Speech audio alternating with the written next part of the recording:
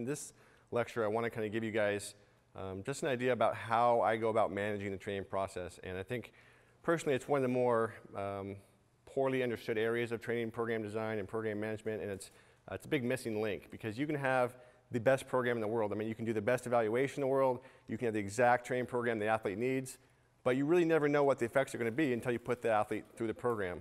And I hate to say it, but I think in the last 3 to 5 years, this area, rather than getting better, has gotten worse.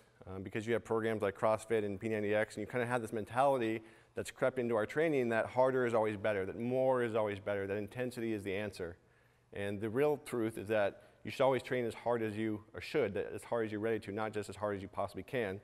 And you really don't know how hard you should be training or how hard you're ready to train unless you manage and you monitor the entire process. So today we're going to talk about that. And like I said, really the reason we talk about it is because the difference between average results, poor results, and the best results is going to be in how effectively you manage it. And there is no perfect program that I could write at the beginning and expect the results to be 100% what I want in everybody. I'm always going to have to manage, I'm always going to have to monitor, and as I go through it, make changes based on the results I see. So in part one, we're going to talk about what is the training process exactly, and this first couple parts are going to be a little bit theoretical, a little bit science-based. I'm going to try and simplify things.